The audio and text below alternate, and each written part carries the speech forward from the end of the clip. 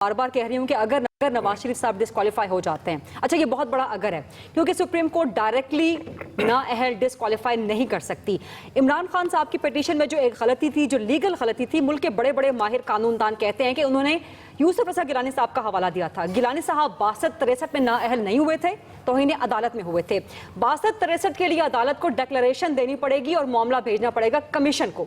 اگر تو عدالت نے ڈیکلریشن دے دی کہ کمیشن فیصلہ کرے تو ڈیکلریشن دے دینا بہت بڑا فیصلہ ہوگا وزیر اعظم نواز شریف کے خلاف، شریف فیملی کو جن کے خلاف یہ کیس ہے، اور اس سے بڑھ کے نون لیگ کو بہت بڑا نقصان ہوگا، مورلی بھی اینڈ پولیٹیکلی بھی۔ عمران خان صاحب، ٹیکنیکل پوائنٹ آف ویو سے اگر ہم بات کریں تو یہ بھی کامنٹس کیے گئے سپریم کورٹ کی جانب سے، ریمارکس یہ بھی سامنے آیا کہ جناب یہ ٹرائل کورٹ نہیں ہے، تو اگر اس اینگل کی جانب بھی فیصلہ جاتا ہے کہ جناب یہ ٹرائل کورٹ نہیں ہے، پہلے پوری طرح تحقیقات ہوں گی، ٹرائل کورٹ کے اندر معاملہ چلے گا، فیصلہ یہ بھی تو آ سکتا ہے۔ دیکھیں یہ 126 دن کیس چلانے سے پہلے ہو جانا تھا، اگر ہونا ہوتا تو سپریم کورٹ کو اس کو اتنا لمبا لے کر جانے کی ضرورت ہی نہیں تھی۔ پہلے ججز کا ایک پینل سنتا رہا، جب وہ جج صاحبان ریٹائر ہو گئے تو پھر دوسرا پینل بن گیا، وہ دوبارہ سنتا رہا، دوبارہ یہ کیس لگتا ہی اپڈیٹ اپنے ناظرین کے لیے فیصلہ سنانا شروع کر دیا گیا ہے۔ اہم ترین خبر سے آپ کو آگاہ کریں، سپریم کورٹ میں پیناما کیس کا فیصلہ سنانا شروع کر دیا گیا ہے۔ وہ گھڑی جس کا انتظار کیا جا رہا تھا وہ آن پہنچی ہے۔ 2 بجے ہی جیسے ہی ججز کورٹ روم نمبر 1 میں داخل ہوئے ہیں، سب سے پہلا کام یہ ہوا ہے کہ پیناما کیس کا فیصلہ اب سنانا شروع کر دیا گیا ہے۔ اب سے چند منٹ کے بعد ہی ایکسپریس نیوز سب سے پہلے آپ کو یہ خبر دے گا، آپ کو بتائے گا فیصلہ کیا ہے جو سامنے آیا ہے۔ تمام تر نظریں اس بات پہ ہیں وزیر اعظم نواز شریف نااہل ہوتے ہیں یا نہیں ہوتے۔ 62-63 کی وہ تلوار جو شیخ رشید احمد صاحب نکال کر سپریم کورٹ پہنچے تھے، کیا اس کا شکار بنتے ہیں وزیر اعظم نواز شریف یا نہیں؟ اس کے ساتھ ساتھ مریم نواز شریف صاحبہ کیا ٹرسٹی کے طور پر قبول کی جاتی ہیں یا بینیفیشل اونر کے طور پر انہیں قبول کیا جاتا ہے؟ یہ سب سے بڑا سوال ہے۔ اہلیت کے اوپر کئی ایسے سوالات ہیں جن کو جانچنے کی ضرورت ہے۔ عمران خان صاحب، آپ گفتگو کر رہے تھے۔ جی ہم اس پہ بات، میرے خیال میں وہ فیصلہ سنانا شروع کر دیا ہے، وہ آ جائے گا جیسے فیصلہ آئے گا سب سے پہلے ہم سننا چاہ رہے ہیں۔ وہ فیصلہ ہی سنا جی، وہ بالکل ہمارے پوری طرح پورا سیٹ اپ ہمارا تیار ہے۔ اپنے ناظرین کو بتا دیں کہ ہمارے کم از کم 5-6 رپورٹرز اس وقت سپریم کورٹ کے اندر موجود ہیں، اور اپڈیٹس یہی ہیں کہ سپریم کورٹ نے یہ فیصلہ اب سنانا شروع کر دیا ہے، اور جیسے ہی یہ کاغذ، یہ پرچی جیسے ہی سپریم کورٹ سے باہر نکلے گی، سب سے پہلے ایکسپریس نیوز آپ کو اس سلسلے میں اپڈیٹ کرے گا۔ 126 دن تک یہ مقدمہ چلتا رہا، 6000 مختلف ڈاکیومنٹس اس مقدمے کے اندر جمع کروائے گئے، 300 سائٹیشنز دی گئی اس مقدمے کے اندر۔ اچھا منصور، یہ دیکھیں آپ کے جو ڈیٹیل ڈیسیجن ہے 540 صفحات کا ہے۔ 540 صفحات، جی ہاں بالکل، اور اس کے ساتھ ساتھ 46 گھنٹے یہاں پہ وکیل دفاع نے اپنے دلائل دیے، جو پٹیشنر تھے 48 گھنٹے ان کی جانب سے دلائل دیے گئے، 94 گھنٹے تک مختلف آرگومنٹس اس سلسلے میں دیے گئے، دلائل دیے گئے، اور اس کے ساتھ ساتھ 6 مختلف کتابیں دونوں جانب سے اس مقدمے کے اندر جمع کروائی گئیں۔ یہ فیصلہ 540 صفحات پر مشتمل ہے، ایک لمبا فیصلہ ہے، اس کو بھی صرف جانچنے کے لیے ایک ایک کر کے ڈیٹیل جانچنا بہت ضروری ہے۔ لیکن مختصر فیصلے میں بہت کچھ کلیئر ہو جائے گا۔ آپ یہ کہہ رہے تھے کہ یہ معاملہ واپس ٹرائل کورٹ کی طرف، نہیں یہ کوشچن تھا، جسٹس آصف سعید فیصلہ پڑھ کے سنا رہے ہیں، آپ نے یہ کوسچن کیا تھا سر، یہ ممکن اس لیے نہیں ہے کہ سپریم کورٹ نے بڑا لمبا اس کو سنا ہے، ٹھیک، ادروائز یہ پہلے دن بھی یہ کہا جا سکتا تھا کہ ہم ٹرائل کورٹ نہیں، اب وہاں لے جائیں اس معاملے کو، شروع میں بھجوایا جا سکتا تھا۔ یہ مخصوص حالات کے اندر ملک کی صورتحال کو دیکھتے ہوئے ججز نے فیصلہ کیا تھا اس کیس کو سننے کا، خاص حالات کے اندر خاص طریقے سے اس کو سنا گیا اور خاص اہمیت دی گئی ہے، تو اب اس کو کسی منطقی انجام پہ تو آج پہنچانا ہوگا۔ لیٹس سی اب فیصلہ کیا آتا ہے۔ جسٹس آصف سعید صاحب اس کو پڑھ کے سنا رہے ہیں۔ 35 مختلف ہیرنگز ہوئی ہیں اس مقدمے کی، جس میں سے 32 ہیرنگز کے اندر عمران خان صاحب پاکستان تحریک انصاف کے سربراہ وہاں پہ موجود رہے۔ اچھا نئی مسکر ہمارے نمائندے اس وقت ہمارے ساتھ موجود ہیں سپریم کورٹ سے۔ نئی مسکر، کیا اپڈیٹس ہیں آپ کے پاس؟ جی بالکل، پاناما کیس کے حوالے سے ہیرنگ آپ سے کچھ دیر کے بعد سٹارٹ ہونے والی ہے۔ 2 بجے کا ٹائم دیا گیا تھا۔ تقریباً تمام سیاسی جماعتوں کے جو ارکان ہیں، جو قائدین ہیں، وہ یہاں پر پہنچ چکے ہیں۔ इमरान खान अब से कुछ देर पहले यहाँ पर आए हैं और उससे पहले मुस्लिम लीग नून के जो कायदीन हैं, जो रहनुमा हैं, वो भी यहाँ पर पहुँच चुके हैं। और सिराजुल हक यहाँ पर आए, उन्होंने मीडिया से बात करते हुए उन्होंने कहा कि आज जो फैसला है वो हक के लिए आ रहा है, हम करप्शन के खिलाफ हैं। कोर्ट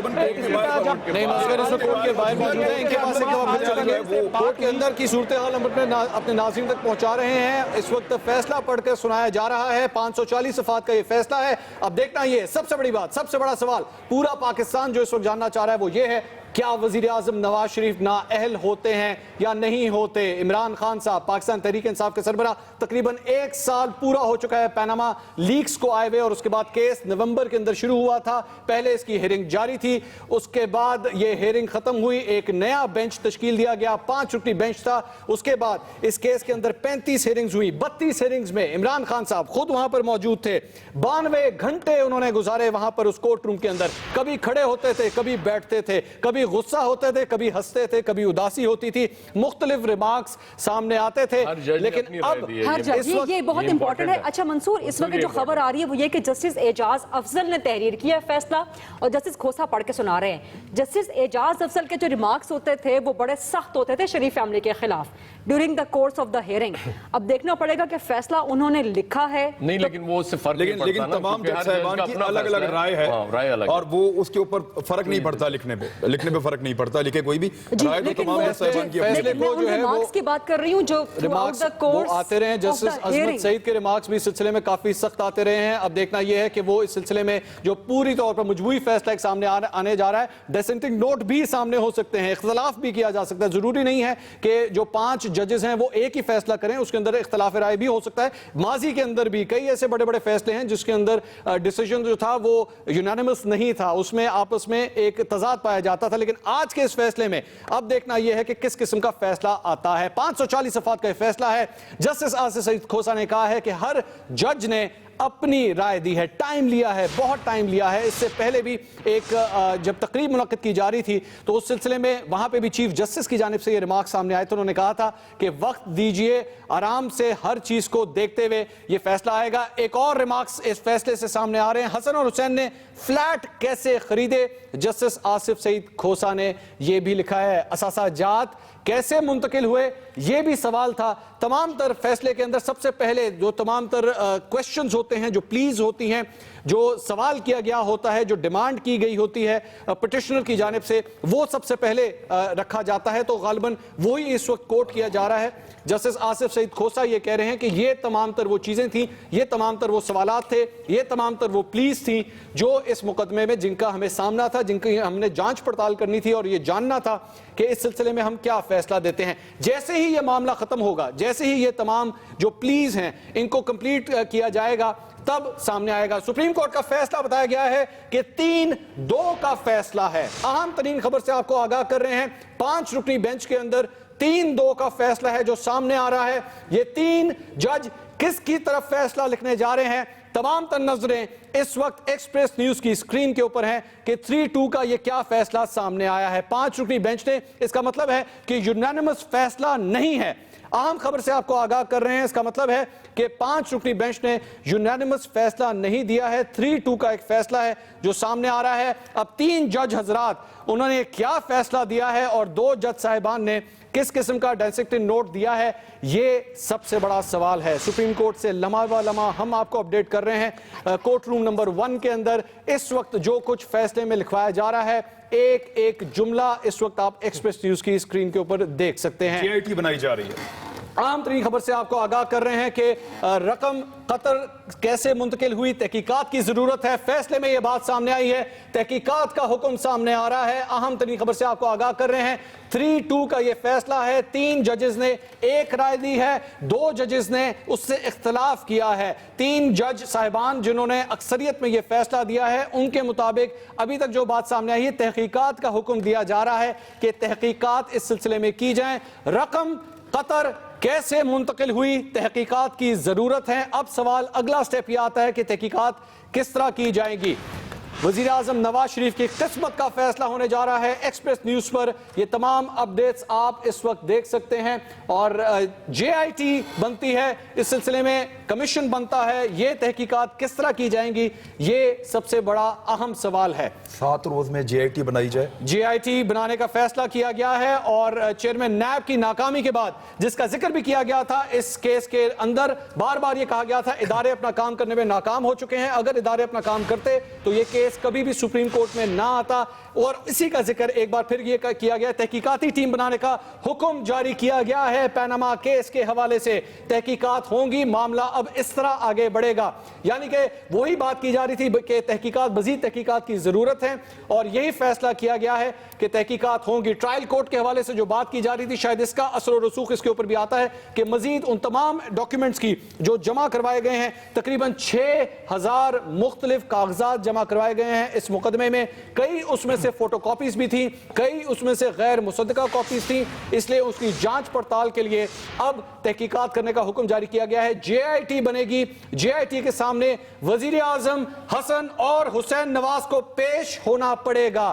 اہم خبر سے آپ کو آگاہ کر رہے ہیں، فیصلہ یہ کہتا ہے کہ وزیر اعظم نواز شریف کو، حسن نواز کو، حسین نواز کو جے آئی ٹی کے سامنے پیش ہونا پڑے گا۔ اس سے پہلے آپ کو بتائیں کہ جب یہ مقدمہ شروع ہوا تھا تب بھی بار بار مسلم لیگ نون کی جانب سے کہا گیا تھا کہ وزیر اعظم حسن اور حسین نواز کسی بھی عدالت کے سامنے، کسی بھی جے آئی ٹی کے سامنے پیش ہونے کے لیے تیار ہیں۔ آج عدالت کا یہ فیصلہ، 3-2 کا یہ فیصلہ اب یہ کہتا ہے کہ جے آئی ٹی بنے گی، تحقیقات کی جائیں گی، اور وزیر اعظم نواز شریف، حسن نواز، حسین نواز اس جے آئی ٹی کے سامنے پیش ہوں گے۔ تمام ڈاکیومنٹس کی، تمام تر معاملات کی تحقیقات کی جائیں گی، ہر سرا ڈھونڈنے کی اب کوشش کی جائے گی۔ وہ 6000 مختلف ڈاکیومنٹس جو جمع کروائے گئے ہیں ان کی پوری طرح تحقیقات کی جائیں گی۔ 6 مختلف کتابیں جمع کروائی گئی ہیں، 250 تقریباً سوالات اٹھائے گئے ہیں، ان تمام تر سوالات کے جوابات جے آئی ٹی اب تلاش کرے گی۔ اب دیکھنا یہ ہے کہ جے آئی ٹی کے ٹی او آرز کیا ہوں گے، جے آئی ٹی کس طرح معاملات کو مکمل کرے گی۔ 2 ماہ کا وقت دیا گیا ہے، ایک اور اہم ترین خبر سے آپ کو آگاہ کر رہے ہیں،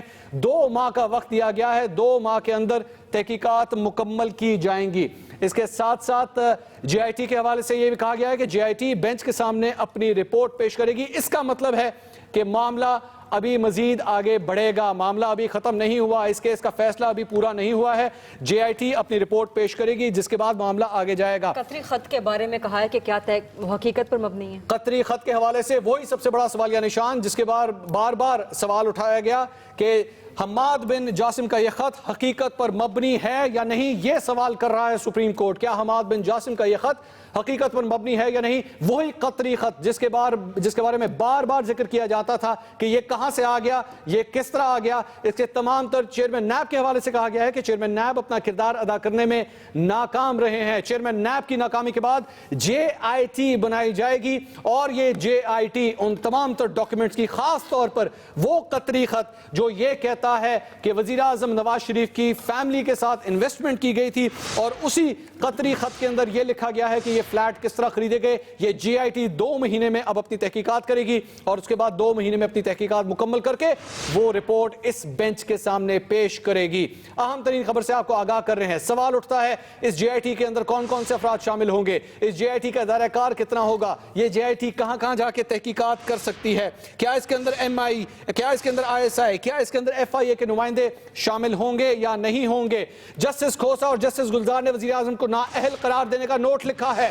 اہم ترین خبر سے آپ کو آگاہ کر رہے ہیں، 2 ججز نے وزیر اعظم نواز شریف کو نااہل قرار دینے کا نوٹ لکھا ہے، لیکن اہم ترین خبر یہ ہے کہ 3 ججز نے اس سلسلے میں اس سے ایگری نہیں کیا ہے، اس بات کے ساتھ وہ متفق نہیں ہیں، اور 3 ججز نے مختلف بات کی ہے۔ انہوں نے تحقیقات کا حکم دیا ہے، مزید تحقیقات کرنے کا حکم دیا ہے، لیکن اہم خبر یہ ہے کہ 2 ججز نے وزیر اعظم کو نااہل قرار دینے کا نوٹ لکھا ہے۔ 3-2 کا یہ فیصلہ ہے، 5 رکنی بینچ تھا، اس میں سے 3 جج صاحبان نے جے آئی ٹی بنانے کی بات کی ہے، لیکن 2 جج صاحبان نے وزیر اعظم کو نااہل قرار دینے کا فیصلہ دیا ہے۔ وہی فیصلہ جس کا عمران خان صاحب انتظار کر رہے تھے کہ نااہل قرار دیا جائے، وہاں تک بات نہیں پہنچ سکی، 3 जज साहिबान ने JIT के बारे में कहा कि JIT तहकीकात करे, 2 माह लगाए, उसके बाद तहकीकात मुकम्मल करके वो रिपोर्ट अदालत के सामने पेश की जाए और उसके बाद फैसला किया जाएगा वजीर आज़म नवाज शरीफ की सियासी करियर के हवाले से। लेकिन अहम खबर यह है